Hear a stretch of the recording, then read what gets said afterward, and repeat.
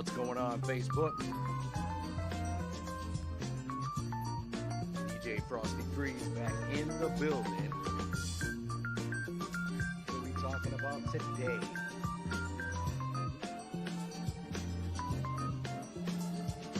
We're talking about doctors sending their kids back to school,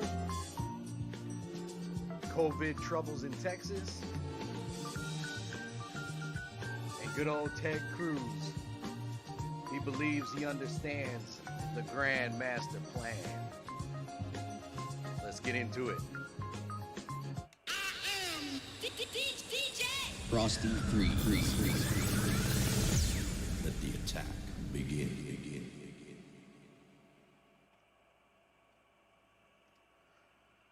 What's going on? I'd like to welcome you to another night with your boy DJ Frosty Freeze. So apparently in Texas, COVID, the Rona, it attacked a family called the Green family over the last week. And after largely staying away from each other during the whole pandemic crisis and social distancing and all that stuff, apparently after they lifted the restrictions in Texas or Dallas, wherever they were, they decided they were going to go out and have a good old family summertime barbecue. And guess who decided to show up? That's right, Rona herself. Decided to bomb the party, jumped right in. Rona wanted some of them ribs too. She says, if you want it, I'm going to give it to you. And she did. So 14 family members attended this thing immediately after those restrictions were lifted. And apparently somebody had that virus and they probably didn't know. And this brings into question, who do you trust?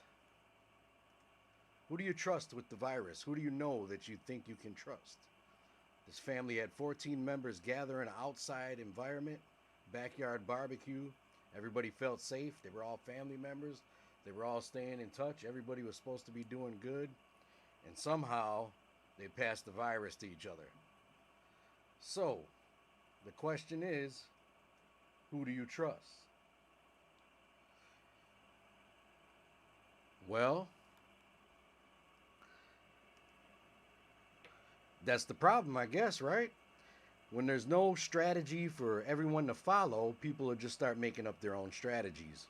And you'll get into this thing where folks don't know what to do.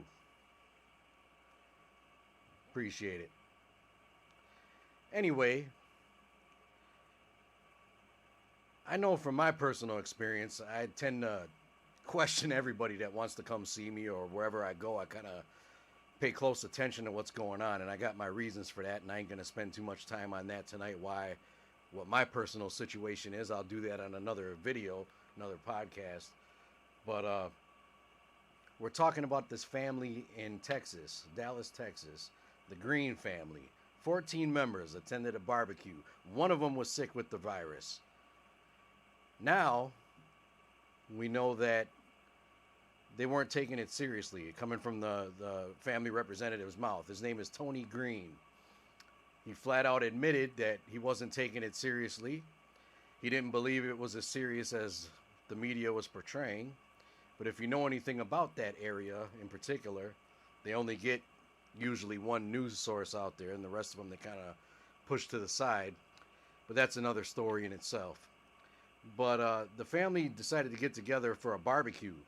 And somebody had that virus. I'm not sure exactly who it was, but they ended up spreading it throughout the family. 14 people ended up catching that virus. And the sad part is that if they're not taking it seriously, one of those people ends up in the hospital, passes away. Another one currently critical on a ventilator. Not sure if they're going to make it or not. And the question is, who do you trust? Who can you trust?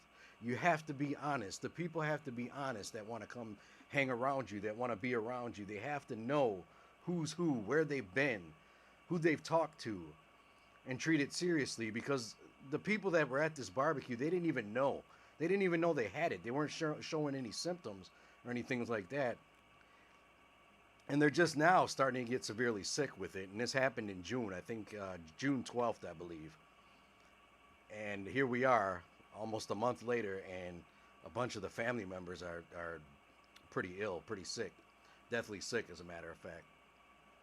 Now, me personally, I know that there are a lot of folks, and I know a lot of them that are out there and trying to use numbers and all this kind of stuff, and we're arguing about masks and all this kind of thing. But in all seriousness, the virus ain't no joke. Man, you guys got to pay attention. You got to be communicating with your family. These were all family members. They thought they knew. I mean, were they tested? Does anybody know? No, they didn't say. You know, nobody knows if they were tested. Nobody knows how it was getting passed around, if it was, you know, somebody was hanging out at a bar. But all I know is they were waiting to get out of this quarantine. And as soon as they got out of that quarantine, they just went out and had a big old party in the backyard.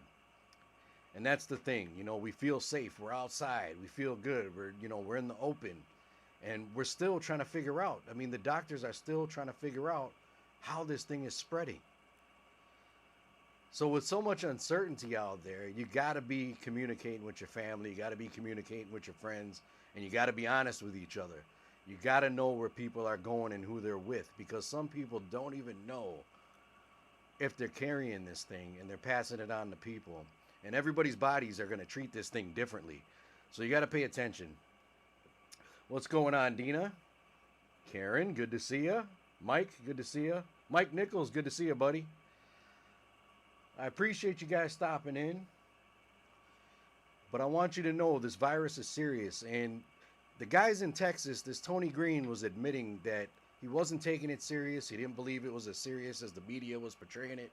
You know, he kept saying everything was the media's fault and all this, and it's all hysteria. And he just flat out admitted that he didn't take it serious until it hit close to home. And I know people that are in this same mindset. I've heard it all, seen it all. I've argued with people for months. Don't want to take it serious. The statistics are telling me I got a good chance of not getting it. And although you may think that's true, you just never know. You know, and folks just aren't getting tested the way they should be. So there's a problem there. But then that goes into the question of, how do we bring our kids back to school? Are you willing to take that risk, right? We talked about this a couple nights ago. And some doctors apparently were weighing these options as well, whether or not they wanted to send their own kids to school. And the doctors basically talking about the risk and so forth. And me personally, I'll just tell you, me personally, if there's even a question about that, I wouldn't send my kid. They don't know how easily they're passing this stuff, but we do know that kids carry viruses and they're carriers. They're just straight up carriers. They pass things around. Think about chickenpox. You get close to somebody with the chickenpox virus, them kids just spread that thing like wildfire. So I wouldn't see that being much different from any other illnesses that they get, and that they're passing around these schools. They pack them in there like sardines. Hey, good to see you too, Tom. Glad to have you.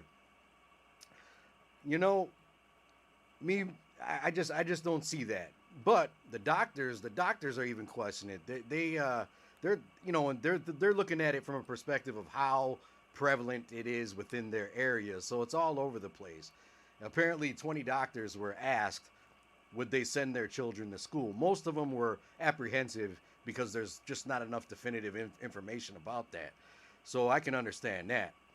But then others are thinking, well, if they get certain things in place, if they cordon off the kids, reduce the class sizes, you know, the COVID isn't really that bad in our area. We might have a couple cases, or some areas may not have cases.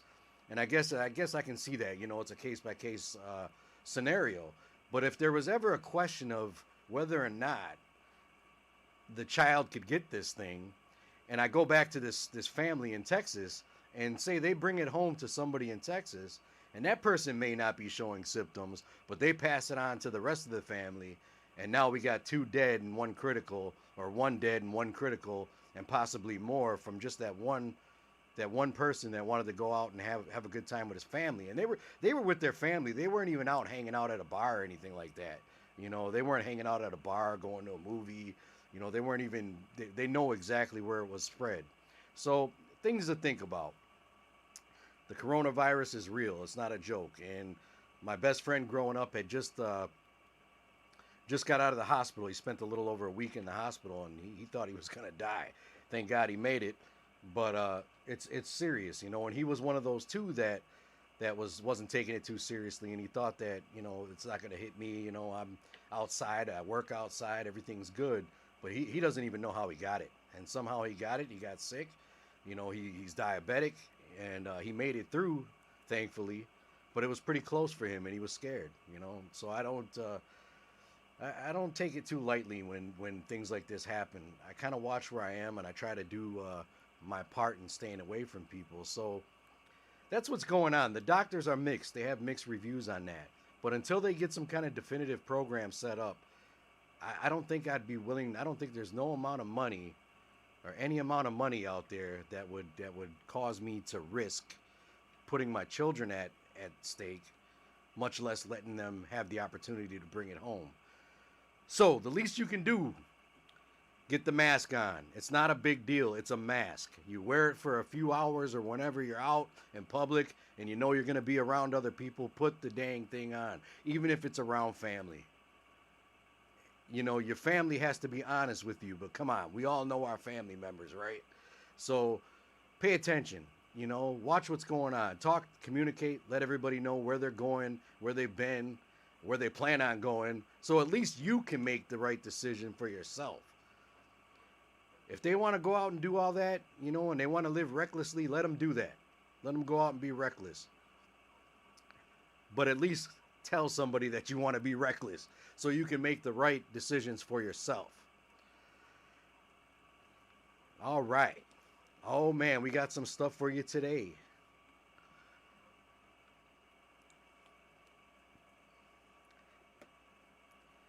Ted Cruz, he has the master plan all figured out.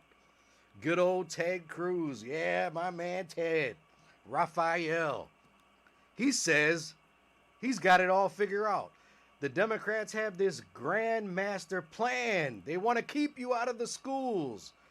They want to keep you out of the schools. They want you to shut all the bars and all the restaurants down because they want to stop Donald Trump. Come on, man, that's ridiculous. We all know that's ridiculous. Trump ain't that serious for everybody to want to shut everything down just for him. I can guarantee you, Democrats own businesses as well. They go to school as well. They do all the same things that Republicans do. And I can guarantee you they ain't going to risk shutting everything down to hurt Donald Trump. At this point, I don't even think they need to. If you're paying attention to the polls, and yes, there is 100 days left until the elections. If you're paying attention, all they got to do is hold the line for the next 100 days. 3 months, that's it. Hold the line. Biden don't even got to say anything. Trump's doing it for him. That's what's happening. All right, man. Take it easy, Tom. It's good to see you. Glad to see you, Hope. Thanks for stopping in. Just a reminder that now that I got your attention and everybody's here, the DJ Frosty Freeze Facebook fan page will be gone soon. I'm thinking by Tuesday next week. So get over to Freeze Frame Radio Facebook page and like that page. Subscribe, all that good stuff. Get on Instagram, F Radio 76 on Twitter, Instagram, Freeze Frame Radio 76. Get on all those pages. Have the link for the website up here pretty soon. We want to get you on these things. We want you engaged. We want you to check us out and get all your news as we move along here. I'm going to be giving myself I'm going to give you guys a little talk in the next couple days and start from the beginning, since some of you guys are just now getting new to the channel and stuff like that. I won't be doing too many on Facebook. You'll be able to get the replay on YouTube, where you can go over to YouTube and check out Freeze Frame Radio. We're actually streaming live over there too right now. But for those of you on Facebook, you'll get the archive, because we're gonna move this thing over to Mixcloud. And if you look at the scrolling screen right now, you can see the link to Mixcloud. And the reason for Mixcloud is because on Mixcloud, not only do we get the podcast there, I'm also licensed to play music that you would normally hear on the radio without getting copywritten, or the copyrighted, and they'll take us down. I don't want to be taken down, so I decided to set up Mixcloud and get this over on Mixcloud. It'll be the same thing you're seeing now, but only you'll have the music on there and in between segments. Lately, all we've been doing is 1 or 2 segments on here because I haven't been able to put a break in between without throwing a commercial, and I don't want to be throwing commercials in here. I'd rather be talking to you, sharing this time with you guys. And I appreciate everybody stopping in. Thanks for stopping out. Karen, I see you. I appreciate it. Thanks for jumping in there. Sarah, I see you too. I see you in the chat scrolling up there. Pretty soon we'll get this thing together where we can chat back and forth. Just know that I'm recognizing you all, and I appreciate you stopping in. I'm going to jump off of here, but be sure to get on those other pages. Like and subscribe. Hit the notification bell. Hit the notification button and wherever you're at, so you know when the videos come on. I usually do these once a day in the evening. I'm going to get a set time frame set up here as soon as I figure out my other schedules. And when I do that, I'll be sure to let you know. I appreciate it, and we'll catch you on the flip. DJ, your girlfriend's favorite DJ, DJ Frosty Freeze.